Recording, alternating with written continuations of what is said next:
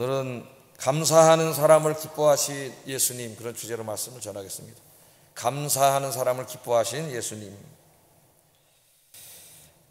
하버드 대학의 교육심리학 교수로 있는 하워드 가드너라고 하는 세계적인 학자가 있는데, 이분이 이런 말을 했습니다. 행복한 사람은, 잘 보세요, 행복한 사람은 가진 것을 사랑하고 불행한 사람은 갖지 않은 것을 사랑한다. 한 문장인데 굉장히 중요한 진리가 담겨 있어요. 행복한 사람은 뭘 사랑한다고요? 하나님이 자기에게 주신 것들, 자기가 가지고 있는 것들, 그게 뭐든지 그것들을 사랑하고 사는 사람, 행복한 사람인데, 불행한 사람은 왜 불행하느냐? 하나님이 자기에게 주신 것을 바라보지 않고 자기가 갖지 못했는데 다른 사람이 가지고 있는 것, 그거를 사랑해. 항상 자기가 없으니까 늘 불평하고 불만하면서 살아가는 거죠. 행복하지 못한 거예요. 그래서 여기 행복하게 사는 비결이 여기 이 한 문장 안에 잘 들어있죠. 행복한 사람은 가진 것을 사랑하고 불행한 사람은 갖지 않은 것을 사랑한다. 하나님이 주신 게 많습니다, 여러분. 하나님 주신 게 많아요.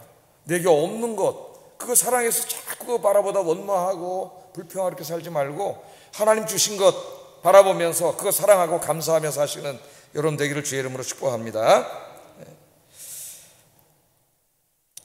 경운대학교 교수이자 21세기 지식전략연구소 소장인 윤봉만이라고 하는 사람이 있는데 이런 말을 했습니다. 영원히 즐거움을 누리는 삶을 살기 위해서는 지능지수, 감성지수를 높이기보다 감사지수를 높여야 된다.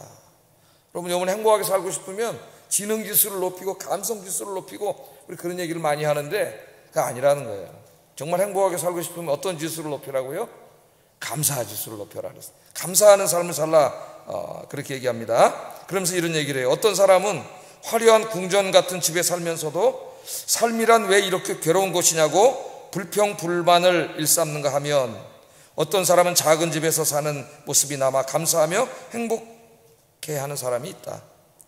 행복을 누리는 삶을 살기 위해서는 지능지수, 감성지수보다 감사지수를 높여야 된다. 그런 충고를 우리에게 하고 있습니다. 오늘 제가 이제 이 말씀을 중심으로 감사에 대해서 말씀을 전하려고 합니다. 감사주일도 이제 얼마 안 남았는데, 그때 해야 되는데 또 금요기도에 뭘 할까? 우리 감사에 대해서 설교하고 싶은 마음이 생겼어요. 그래서 이 말씀을 이야기합니다. 없는 것 바라보고 불행해지지 말고 하나님 주신 것 바라보며 감사하는 여러분 되기를 주의 이름으로 축복합니다. 여러분 인생을 잘 생각해 보세요. 잘 돌아보세요. 거기 하나님의 은혜가 있습니다. 감사할 게 너무 많아요. 감사할 게. 그런데 굳이 그 없는 거 하나 찾아가지고 불평하는 사람들이 있어요. 자기를 불행하게 할 뿐만 아니라 하나님이 너무나 많은 것을 주셨는데 그걸 다 주신 하나님을 마음 아프게 하는 거예요. 불평하는 거는.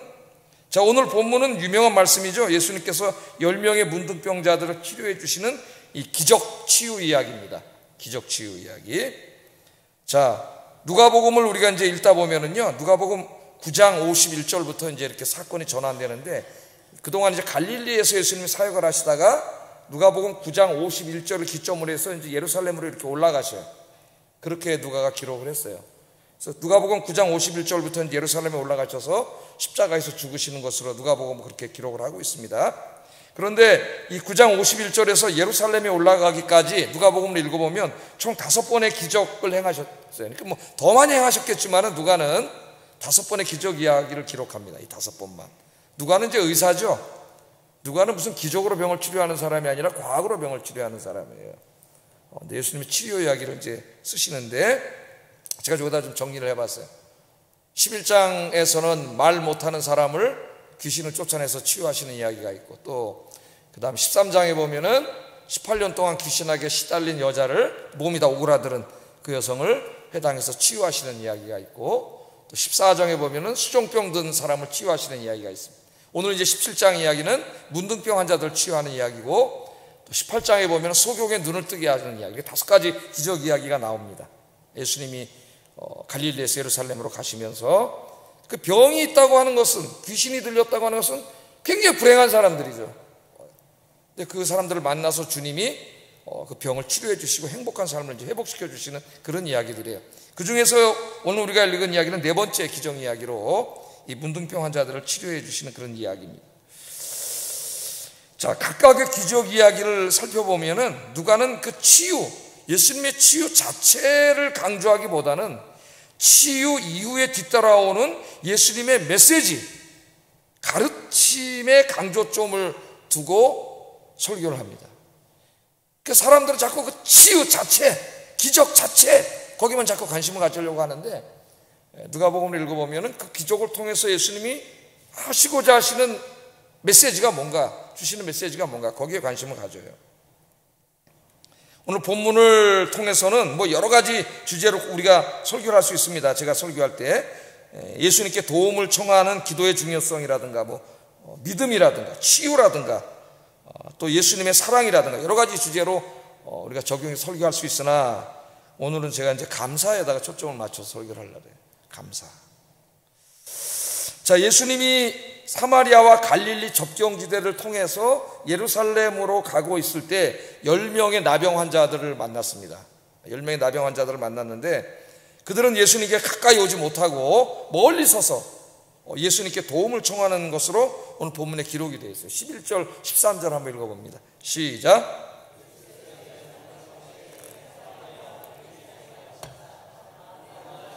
나병 환자 10명이 예수를 만나 멀리 서서 소리를 높여 이르되 예수 선생님이여 우리를 불쌍히 여기소서 하거늘.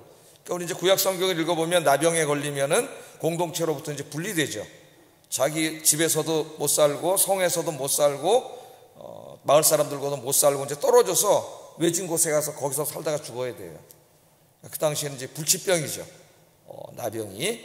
그러니까 이제 사람들이 있는 곳에 가까이 오지 못하고, 또 나병 환자를 접촉하는 자는 불결하다 그랬어요, 성경. 그러니까 사람들이 근처에도 못 오게 하기 때문에 병든 것 때문에도 힘들지만은 그 사람들로부터 그 받는 냉대라든가 그 소외감 때문에도 더 힘든 거죠.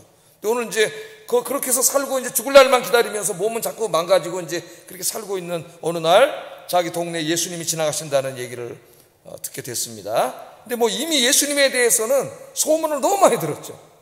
예수님이 행하신 기적과 치유 이야기들, 귀신을 쫓아내는 이야기를 너무 많이 들었어요. 그래서 이 사람들이 아마 예수님께서 치료하시면은 우리 이 나병을 아무도 치료할 수 없지만 우리를 치료해 주실 수 있을 것이다, 그렇게 생각을 한 것 같아요. 오늘 보면은 이 믿음이 어떤 믿음인지는 우리가 더 뭐 분석을 해봐야 되겠지만 믿은 것 같아요, 그 말씀도.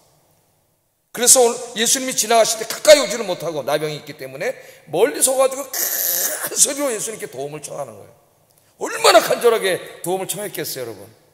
예수님이 그냥 지나가 버리면은 그냥 그렇게 살다 죽어야 되잖아요. 예? 다 손도 잘라지고 발도 잘라지고 몸은 썩어 들어가고 희망이 없는 거죠. 그렇게 죽어야 되는데, 그 이제 사람들의 소문을 들으니까 그렇게 많은 병을 고치고 죽은 자도 살리셨다고 하는 오병이의 기적을 일으키신 예수님이 지나가시니까는, 이거 마지막 기회니까 이제 막 큰 소리로, 어떻게 보면 저 기도원에 가보면 막 금식 기도하면서 정말 간절한 기도를 하시는 분들, 어떤 분은 제가 들어보니까 일부러 들은 건 아닌데, 사목원을 사목원 안 주면 사업이 부도가 나든지 막. 그러니까 이게 길이 안 보이니까 그 밤에 그 산에 올라와서 그 순복음 교회가 무덤이잖아요. 공동묘지 쫙 있는데 거기서 뭐 11시 12시 밤에 뭐 무서운 거 그런 것도 없고 부르짖는 기도, 이 기도가 그거 상징한다고 할 수가 있겠죠. 큰 소리로 예수님께 도움을 청했습니다. 자, 예수님께서 그 소리를 들으시고 멈추셨어요.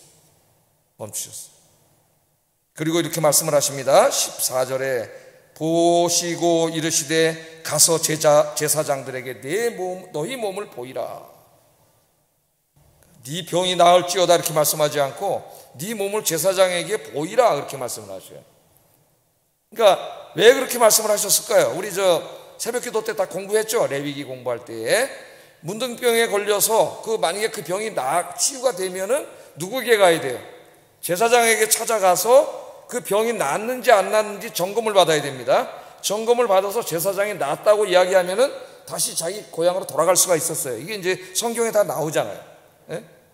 그래서 제사장에 가서 네 몸을 보이라고 하는 것은 가는 중에 문둥병이 나아야만 할 수 있는 거예요. 낫지 않으면 제사장에 갈 수가 없는 거예요. 근데 예수님이 제사장에 가서 네 몸을 보이라 그랬더니 14절 하반절에 보면 그들이 갔다 그랬습니다. 그들이 가다가. 그러니까 병이 난 게 아니에요. 제사장에 가서 네 몸을 보이라 하니까 가다가 병이 나야 되는데, 그 말이죠. 결국은 그 말이. 그럼 가다가 그 병이 나을 것으로 믿었기 때문에 간 거예요. 그러니까 예수님의 말씀, 치유해 주신다는 예수님이 치유하실 수 있다는 믿음을 가진 거죠. 가다가 어떤 일이 벌어졌습니까? 병이 다 났어요. 14절에 보면 그들이 가다가 깨끗함을 받은지라. 아멘. 가다가 깨끗함을 받았어요. 놀라운 일이 벌어진 거죠. 기적적인 치유가 일어났습니다. 오늘 시간에 예배드리는 여러분, 우리가 살다 보면 몸이 아플 때도 있고 마음과 정신이 고통스러울 때도 있고 영적으로 병들 때도 있는데, 오늘 시간에 주님이 여러분 만져주시고 여러분 몸과 마음과 영을 치료해 주시기를 주의 이름으로 축복합니다.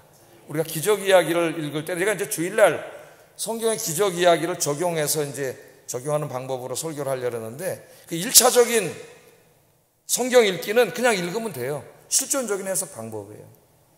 문둥병자들을 예수님이 치유해 주셨잖아요. 인간이 할 수 없는 걸 하나님이 하셨잖아요. 전능하신 하나님, 여호와 라파의 하나님, 치유의 하나님, 그 하나님을 믿고 여러분도 기도하시면 돼요. 가장 근본적인 1차적인 적용은 그냥 역사적으로 실존적으로 읽고 이해하고 적용하는 거예요. 어떤 사람들은 자꾸 현대사회 기적이 안 일어난다고 얘기하는데 뭘 가지고 그런 얘기를 하는지 알 수가 없어요. 오늘 시간에 뿐만 아니라 여러분 인생의 모든 문제들을 다 해결해 주실 줄로 믿습니다. 그러니까 오늘 기도하러 온 거 아닙니까, 여러분? 예? 하나님이 응답하시고 해결해 주시지 않고 치료하지 않는다면 우리가 기도할 이유가 하나도 없는 거예요. 뭐하러 기도하러? 기도할 필요가 없어요. 그런데 우리 많은 그리스도인들이 체험하는 것은 여러분들도 마찬가지고 기도하다 정말 하나님의 기적적인 역사를 체험하는 거죠. 하나님이 역사하시는 거예요. 하나님이 살아계시기 때문에. 그래서 우리가 기도하는 거예요. 오늘도 살아계신 하나님을 체험하시기를 주의 이름으로 축복합니다. 자, 이 10명의 나방 환자들이 예수님으로부터 큰 은혜를 받았지 않습니까? 그렇게 살다가 몸이 다 망가져서 죽어야 되는데 예수님께서 치료해 주셨잖아요. 이제 새 인생을 살 수 있게 됐습니다. 자, 이 10명이 여기까지는 똑같이 치유를 다 받았어요. 똑같이 여기까지는 10명이. 그런데 이 다음에서 한 사람과 나머지 9사람의 인생에 이제 큰 차이가 생기기 시작합니다. 문둥병이 치유된 후에 9명의 유대인들, 이스라엘 사람들은 감사하지 않았어요. 얼마나 감사해, 이거 치료해 주셨는데. 감사하다고 와서 얘기를 해야 되는데 감사하지 않고 그냥 가버렸어요. 그런데 한 사람, 그 사람은 오늘 사마리아 사람이라고 이야기합니다. 이방인이라고 이야기하고, 이 사람은 예수님께 찾아왔어요. 얼마나 고향으로 가고 싶고 가족에게 돌아가고 싶었겠습니까? 그러나 먼저 하나님께 영광을 돌리고 자기를 치료해 주신 분이 누구예요? 예수님이시잖아요. 그 예수님께 찾아왔어요.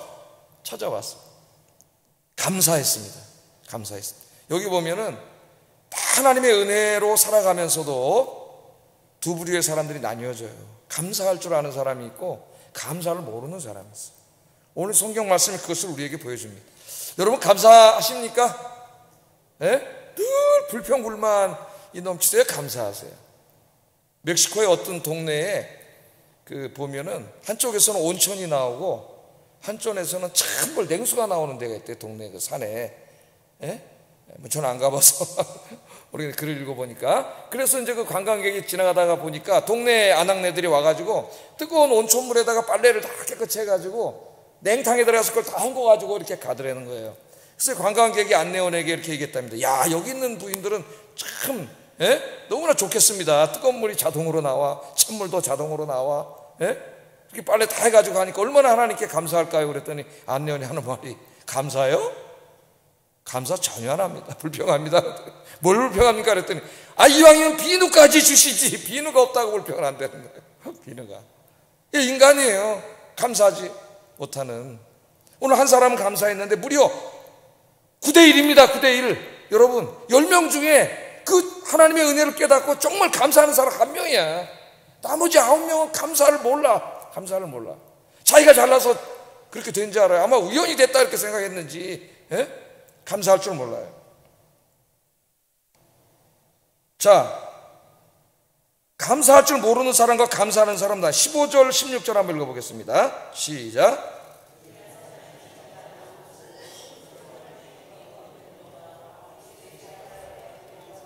그는 사마리아 사람이라 그렇게 말하고 있죠.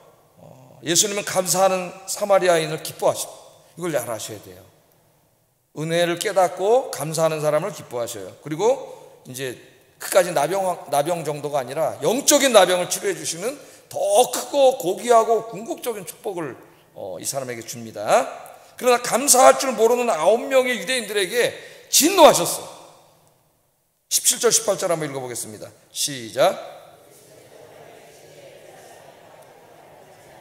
그 9은 어디 있느냐? 이 이방인 외에는 하나님께 영광을 돌리러 돌아온 자가 없느냐 하시고, 예수님이 10명을 치료해 주셨는데 마땅히 10명이 다 돌아와서 감사해야 되는데 한 명만 감사하고 나머지 9명이 그냥 가버렸어요. 그래서 그 9명이 어디 있냐? 예수님이 한탄하시는 거죠. 그렇게 많은 하나님의 은혜를 받았으면서도, 그렇게 많은 하나님의 은혜로 우리가 살아가면서도 감사할 줄 모르는 사람이 바로 이 9명의 사람이에요. 9명의 사람. 우리가 주목해야 할 것은 예수님께서 감사하는 사마리아인을 보고 크게 기뻐하셨고 더 귀하고 궁극적인 복을 주셨다는 거예요. 그래서 이 감사했던 사마리아인은 문둥병만 치유받은 게 아니라 죄사함 받고 구원받아 천국 백성이 된 줄로 믿습니다. 9명은 육신의 병은 고쳤는지 모르지만 그냥 그렇게 지나가 버렸어요. 다시 죄악 세상으로 돌아가 버렸어요. 궁극적인 복을 받지 못했어요. 이것이 오늘 우리에게 주는 중요한 메시지예요. 하나님의 은혜로 우리가 살아가는 것이고, 그 하나님의 은혜를 받았으면서도 감사하고 살아야 되는데, 우리가 감사할 때 하나님 기뻐하시잖아요. 하나님이 나에게 주신 거라는 걸 인정하는 행위죠. 감사는. 감사하지 않고 가는 사람에게는 서운해하시고 한탄하시고 화를 내셨다는 거죠. 독일의 이제 대기근 때에 한 부자 노인이 마을의 가난한 아이들을 위해서 이제 매일 빵을 나누어 줬다는, 빵을 많은 바구니에다가, 기근이 되니까 먹을 게 없잖아요. 동네 아이들이 가난하고 막 굶고 그러니까 이제 이 사람 부자래 가지고 큰 데다 이제 빵을 막 만들어서 이제 갖다 놨는데, 빵이 이제 지금처럼 뭐 크기가 다 똑같은 게 아니라 사람이 손으로 만든 거기 때문에 큰 것도 있고 사이즈가 작은 것도 있고 막 그러겠죠. 빵을 갖다 놓고 이제 한 개씩만 가져가거라 그랬더니 동네 아이들이 얼마나 배고파 쫓아와서 가져가는데 서로 뭘 가져가려고 그래요? 큰 빵 가져가려고 막 큰 빵을 다 가져가면은 나중에 조그마한 많은 빵 하나가 나오면은 그 동네에 이제 아이 하나가 와서 그 빵을 가져갔다는 거예요. 이제 그래 보면 그 아이 이름도 나오는데, 그레첸이구나. 그레첸이라고 하는 아이는 싸우지 않고 아이들이 다 집어가면은 제일 뒤에 와서 조그마한 빵 하나를 이렇게 집어가면서 꼭 할아버지한테, 할아버지 감사합니다, 그리고 인사를 하고 가. 나머지 놈들은 인사를 안 하고 감사할 줄은 몰라. 그냥 싸우고 가져가고. 그렇게 며칠 하는 거를 이제 이 노인이 봤어요. 근데 어느 날도 이제 또 아이들이 갖다 놓으니까 팍 가져가는데 제일 조그만 빵이 하나 많은 게 그거는 이제 아이가 그레첸이 가져가면서 할아버지 감사합니다, 그걸 가져가더라는 거예요. 집에 가가지고 이제 그걸 먹으려고 빵을 딱 쪼개니까 거기 쪽지가 하나 나오고 거기 금화가 하나 들어요. 금화. 그래서 쪽지를 딱 펴봤더니 감사할 줄 아는 너에게 주는 선물이란다. 이게 써요. 감사할 줄 아는 너에게 주는 선물이란다. 그 감사하는 걸 보고 이 할아버지가, 이 노인이, 부자 노인이 그 안에다 금화를 넣어서 준 거예요. 우리 주님께서도 감사하는 사람을 기뻐하셔요. 근데 오늘 제 설교를 듣다가 또 설교를 잘못 들어가지고 감사하면은 복을 받는구나 그래가지고 감사헌금을 해야 되겠다, 감사헌금을 하면 하나님이 복을 주시는구나, 금화를 주시는구나, 이렇게 설교를 들으면 안 되겠죠. 여기 핵심은 뭐예요? 내 인생의 모든 것이 하나님의 은혜임을 깨닫고 내 마음과 진정으로 감사하는 거, 그게 중요한 것이지 감사헌금 내면 하나님이 복을 주시는구나, 그렇게 하면 안 되는 거죠. 농부가 있었습니다. 농부가 있었는데 농사를 졌어요. 근데 그날 그 해에 농사가 너무 잘 됐어요. 그래서 이제 무밭에 가서 물을 뽑는데 물을 하나 뽑는데 잘 안 나와, 무가. 그래서 물을 뽑았는데 사람만한 무가 나왔대요. 사람만한 무가. 와, 누구나 감사해가지고 이 사람 감사를 할 줄 아는 사람이야. 누구한테 감사를 했냐면은 우리 마을에 원님이 새로 오셨는데 원님이 이렇게 농부들을 사랑하고 잘 이렇게 다스려줘가지고 농사가 잘 됐다, 이 감사하는 마음이 들어서 그 물을 원님에게 갖다 바쳤다는 거예요. 그러니까 이제 관아에 가서 원님에게 딱 그 물을 보니까 사람만한 물을 떡 갖다 바치니 원님이 그걸 받고 기분이 너무 좋았잖아요. 나에게 내가 베푸는 은혜라고 생각하고 이걸 농부가 가서 바치니까 얼마나 기분이 좋았는지, 여봐라, 저 광에 가서 제일 좋은 거 있으면 하나 가져와라. 그랬더니 가서 황소를 하나 가져왔다. 여기 누가 황소를 하나 가져온 게 있습니다. 저 사람에게 줘라. 그래서 이 사람이 무 하나 갖다 바치고 황소를 받았어요. 황소를. 예? 황소를 받아가려고 한 게 아니잖아요. 감사해서 든 건데 황소를 받았어요. 그랬더니 동네에 감사라고는 모르는 사람이 하나 있었는데 이 소리를 듣고 배가 아파가지고, 야, 저 사람이 원님한테 무 하나 갖다 줬더니 황소를 줬대. 야, 그럼 나는 황소를 갖다 드려야 되겠다.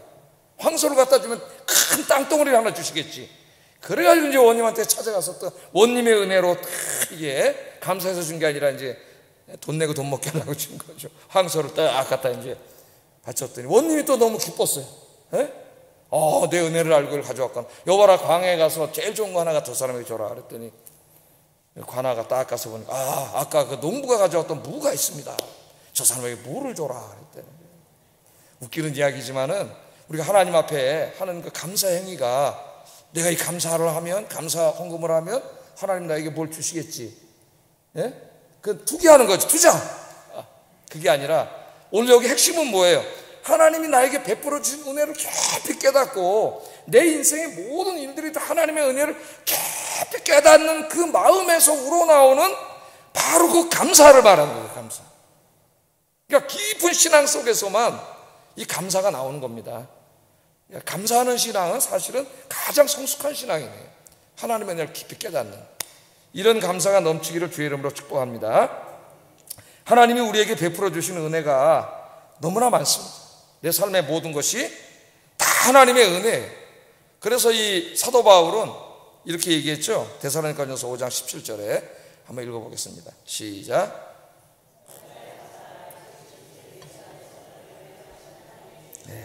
범사에 감사하라. 제가 감사라는 주제로 설교를 추수감사절만 한 거 세도 22번에다가 엄청나게 수십 번 감사에 대해 설교해서 감사에 대해서 더 이상 설교할 게 없을 정도로 설교를 많이 했어요. 예? 모든 게 하나님의 은혜. 그러니까 범사에 감사하라 그랬으니까 모든 일에 감사하라는 거 아닙니까? 그 모든 일에 어떻게 감사를 하냐 이거죠. 힘든 일이 있을 때도 있고 실패할 때도 있고 그런데 그것은 누구만이 그렇게 할 수 있어요. 그 모든 일이 다 하나님의 은혜임을 깨닫는 사람, 그 사람만이 범사에 감사할 수 있어요. 그게 비록 힘든 일이라 할지라도 그 힘든 일을 통해서 하나님이 나에게 또 다른 어떤 더 큰 은혜를 주시기 위해서 힘든 일도 주셨구나 하는 이것을 깨닫는 사람만이 감사할 수 있어요.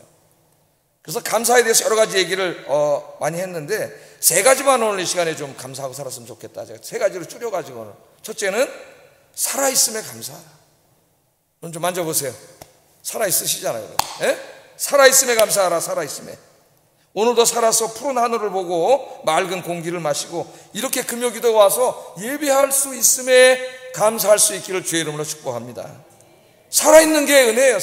물론 죽어도 저 천국 하나님 품에 가서 안식하니까 감사하지만 또 하나님께서 내 생명을 연장시켜 주시고 이렇게 살아있게 하는 게 감사해요. 그래서 살아있는 것에 감사하는 사람은 아침에 눈을 뜰 때마다 처음부터 감사해야 돼서 감사. 눈을 딱 뜨면 살아있는 거 아니에요? 예? 살아있는. 어떤 사람 너무 힘들어가지고 밤에 자면서 내일 아침에 이대로 그냥 눈을 안 떴으면 좋겠다. 그렇게 밤에 눈을 감는 사람도 있다 그래요. 예? 너무 힘들 때 너무 힘들어서 여러분 아침에 내가 눈을 떴을 때 살려주셨잖아. 예? 하나님 생명을 주셨잖아요. 감사하세요. 어떤 분이 암에 걸려가지고 항암 치료를 받았답니다. 치료를 받는 순간순간 자신이 물 없는 어항에 갇힌 물고기 같이 느껴졌대요. 그런데 그 힘든 시간을 겪다가도 문득 여전히 숨을 쉬고 있는 자신을 느낄 때마다 살아있는 것이 그렇게 감사할 수가 없었다. 숨을 쉬고 있는 암 수술하고 항암 치료받고 그러면서 물 없는 어항에 있는 물고기 여러분 어떻게 되겠어요? 그러나 숨을 쉬고 있고 살아있다는 것에 그렇게 감사했대요. 병원 벤치에 이제 이렇게 여러분 병원에 가면은 병원 벤치에 이제 이렇게 많은 분들이 앉아 있는데 여성분들이 이렇게 모자를 쓰고 있는 분은 다 암 수술하는 분들이에요. 항암하고 있는 분들이거나. 예? 그 병원 벤치에 앉혀있는 사람들, 또 뒤뚱거리며 걸어가거나 휠체어를 탄 환자들을 바라보면서 살아 움직인다는 것이 그 자체만으로도 얼마나 아름다운 일인가를 절실하게 깨달았다 그래요. 그래서 이렇게 말합니다. 아프고 나니 세상이 다시 보여요.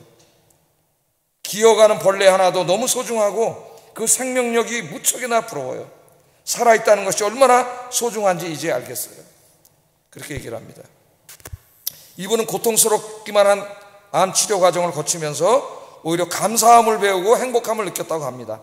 살아있다는 것, 그것 하나가 그렇게 감사하더랍니다. 그런데 이제 암이 다 완치되고 나서 다시 교만해지는 자신을 발견하면서 그럴 때마다 다시 겸손과 감사의 마음을 되새긴다고 합니다. 그때를 다시 한번 생각한다는 거죠.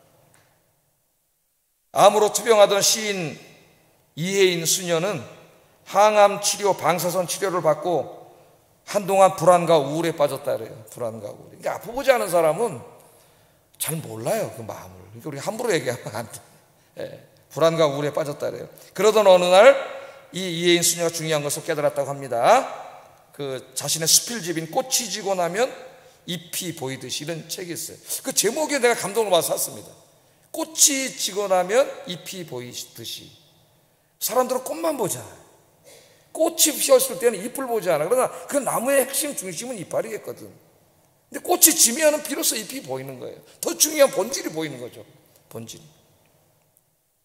그 제목이 너무나 좋아서, 시인이니까 제가 사서 다 읽어봤어요.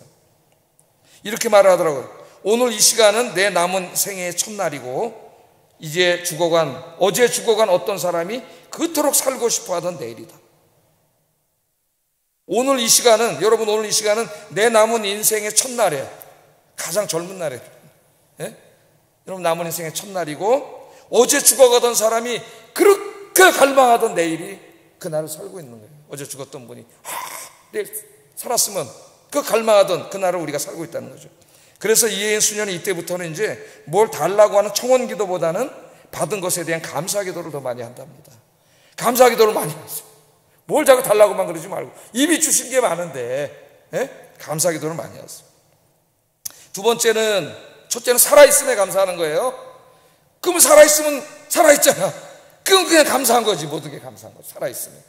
어제 죽어가던 그 사람이 그렇게 살고 싶었던 오늘 아니에요? 감사. 두 번째는 일상을 감사하라. 일상. 감사를 하는데 하나님이 나에게 큰 대단한 것을 막 이루어 주시고 막 기적 같은 일이 벌어지고 막 그런 것에만 감사한다면은 우리 일생에 몇 번이나 감사할 수 있겠어요? 범사에 감사할 수 없겠죠. 그래서 두 번째는 일상을 감사하세요. 살아있음을 감사하고 일상을 감사하세요. 이제는 고인이 되셨지만은 작가 최인호 씨가 쓴 수필집 인연이라는 수필집이 있습니다. 이런 이야기가 있어요. 최인호 씨가 어느 날 운전을 하고 시청 앞을 지나가고 있었습니다. 신호등에 걸려 잠깐 정지하고 있는데 갑자기 자기가 얼마나 축복받은 사람이며 행복한 사람인가 하는 희열이 걷잡을 수 없는 감동으로 몰려왔다. 보통 어떻게 하면 시청에 차 막히면 아유 이렇게 막혀 짜증나게 이러는데 갑자기 하나님의 축복과 은혜가 막 몰려온 거죠, 가슴에서. 그때가 바로 하나님이 찾아온 거예요, 여러분. 그때 하나님이 찾아오신 거예요, 마음속에.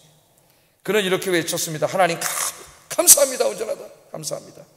살아있음에 감사했고 차창으로 스며들어오는 햇살도 감사했다고 합니다. 지나가는 사람들, 시청 앞에 분수, 신호등, 교통 순경 모두가 고맙고 감사하고 모든 게 하나님의 은총으로 느껴졌다 그래요. 이렇게 씁니다. 기쁨과 행복은 그것을 발견하고 바라보는 것이다. 우리의 곁 곳곳에 삶의 기쁨은 그곳에 있다. 우리 눈이 멀어 그것을 보지 못하고 썩은 악취에만 신음하고 있는 것이다. 그렇게 이야기를 했습니다. 행복은 저 산 너머에 있는 파랑새가 아니에요. 내가 막 찾아다니고 파랑새 어딨냐 찾아다니는 게 아니에요.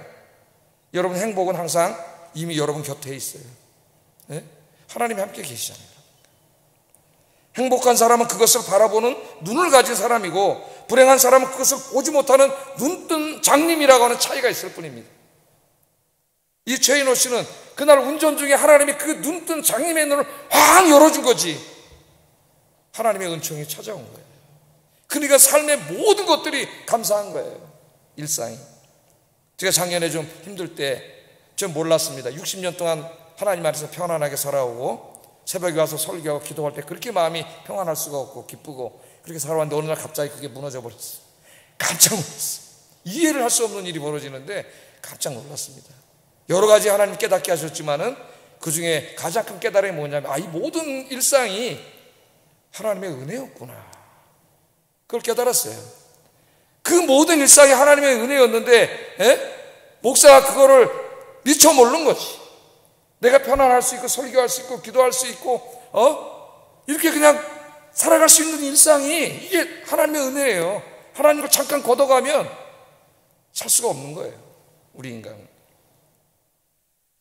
내 주변에 있는 것이 모두가 하나님의 은총입니다. 아현교회에서 예배할 수 있는 것, 하나님을 찬양할 수 있는 것, 또 좋은 교우들과 즐겁게 점심 식사를 할 수 있는 것, 이 금요기도에 와서 이렇게 하나님을 찬송하고 기도할 수 있는 것, 이게 다 하나님의 은혜예요. 하나님의 은혜. 하나님의 은혜로 여러분 여기 나오신 거예요. 낮에는 빛나는 태양을 볼 수 있고 밤에는 송총한 별들과 달을 볼 수 있는 것, 산과 강과 바다를 볼 수 있는 것, 푸른 나무와 예쁜 꽃들이 있는 것, 아름다운 새소리를 들을 수 있는 것, 식사 후에 커피를 마실 수 있는 것, 가족이 있고 성도들이 있고 친구가 있는 것, 모든 것이 하나님의 은혜입니다. 공짜가 아니에요. 그냥 있는 게 아니에요. 우연이 아니에요. 그것을 볼 수 있는 게 믿음이에요. 믿음. 일상에 감사한 여러분 되길 주의 이름으로 축복합니다. 마지막으로 이제 하나만 더 말하면 고난 중에도 감사할 수 있는 여러분 되기를 주의 이름으로 축복합니다. 소울만이라고 하는 화가가 있었습니다. 소울만 그러면 모르겠지만은 그 벽에 걸려있는 예수님의 초상화를 보면은 알 수가 있어요. 그 그림을 그린 사람이에요. 근데 이 사람이 이제 결혼을 했는데 여자 가수랑 결혼을 했습니다. 결혼해서 얼마 안 됐는데 중병에 걸려버렸어요. 병명이 임파선 결핵이라고 해요. 임파선 결핵. 그래서 의사가 3개월밖에 못 삽니다. 사형 선고를 내렸습니다. 3개월. 자, 사형 선고를 받았어요. 그의 부인은 유명한 가수인데 임신 중이었습니다. 그때. 솔만은 아내에게도 미안했고 앞으로 태어날 아이에게도 미안했습니다. 3개월 있다 죽잖아요. 유복자가 되지 않습니까? 자기 아이가. 몹시 괴로워하고 있는데 사랑하는 아내가 그를 위로합니다. 아내가 믿음이 좋은 여자예요. 여보, 3개월밖에 못 산다고 생각하지 말고 하나님께서 3개월을 허락해 주셨다고 생각하며 삽시다. 아무도 원망하지 맙시다. 3개월이 얼마입니까? 천금 같은 그 기간을 가장 아름답게 만듭시다. 그러면서 오로지 3개월이나 허락하신 하나님께 감사했다. 둘은 기뻐하면서 감사하면서 열심히 일했다고 합니다. 솔맨은 열심히 그림을 그렸습니다. 그런데 놀라운 일이 벌어졌는데 3개월의 시한부 삶을 감사함으로 받아들이고 열심히 그림을 그리고 있는 동안에 그의 병이 낫다는 거예요. 할렐루야. 이 사람의 간증이 의사가 3개월밖에 못 산다 그랬는데 감사하며 살면서 그 병이 났어요. 그래서 그가 그린 그 유명한 그림이 예수님의 얼굴이라고 해요. 예수님의 얼굴. 한 외과 의사가 말합니다. 똑같이 암 수술을 해도 어떤 분은 회복되어 새로운 삶을 사는 분이 있고 어떤 분은 회복되지 못하고 죽는 사람이 있다는 거예요. 그거는 자기도 모른다는 신의 영역이라 그래요. 신의 영역. 수술은 자기가 하지만 그 다음에 일어날 일은 의사도 몰라요. 퍼센테이지로 얘기할 뿐이에요. 그 예후가 뭐 70%입니다 80%입니다 퍼센테이지지 그 사람이 어떻게 될지는 아무도 몰라요. 저희 집사람 수술할 때도 그러더라고요. 4기냐 2기냐 1기냐가 중요한 게 아닙니다. 어떤 사람 4기인데도 진단을 받고 평생 건강하게 사는 분이 있고 어떤 분이 1기였는데 죽는 분이 있어요. 모른다는 거예요. 의사가. 그 예후가 중요하다 그런 얘기를 해요. 이 의사가 하는 말이 암 수술에 대해서 긍정적이고 수술 후에 자신이 건강을 회복할 수 있다고 긍정적으로 생각하는 사람들은 대부분 회복되어 새 삶을 살고 유독 부정적이고 근심 걱정에 휩싸인 사람들은 회복하지 못하고 죽는다는 거예요. 이 외과 의사에 따르면 우리 몸에서 암세포를 잡아먹는 대표적인 면역세포가 있는데 그 세포의 이름이 자연살해세포라 그래요. Natural Killer Cell이라고 하는 세포가 있답니다. 근데 이 세포가 없으면 암 치료가 잘 안 될 뿐만 아니라 치료가 안 된다는 거예요. 근데 이 세포가 있어야 이제 이게 다 암세포를 치료하고 빨리 회복이 되는 것이죠. 여러 사람을 대상으로 이 세포의 수치를 조사했더니 항상 웃고 감사하고 긍정적인 사고를 갖고 사는 사람들에게 이 숫자가 높게 나타난다는 거예요. 이 암세포를 죽이는 킬러세포가 높게 나타난다는 거예요. 그래서 특정 집단을 조사해봤대요. 특정 집단을 조사해봤더니 교회 성가대와 찬양대원들이 일반인보다 그 수치가 1000배가 넘게 나왔답니다. 이거 의사들의 연구가 나온 거예요. 진짜로. 집단별로. 성가대, 오늘 금요기도에 여기 찬양 인도하는데 늘 감사하면서 찬양하고 하나님 찬양 성가대 연습하고 할렐루야 늘 기쁘고 감사하면서 사니까 그 킬러 세포가 1000배가 넘어. 1000배가. 모든 게 하나님의 은혜의 힘을 감사하면서 긍정적으로 생각하고 감사하면서 기도하면서 찬양하면서 살면 영도 건강하고 마음도 건강하고 몸도 건강하고 할렐루야. 고난이 힘든 것은 사실이지만 그 안에 주님의 놀라운 섭리와 뜻이 있음을 깨닫고 감사하는 저와 여러분 되기를 주의 이름으로 축복합니다. 찬송 하나 부르고 기도하겠습니다. 우리가 잘 아는 찬송, 날 구원하신 주 감사, 모든 것 주심 감사, 지난 추억 인해 감사, 주 내 곁에 계시네. 가사를 생각하며 찬송하겠습니다.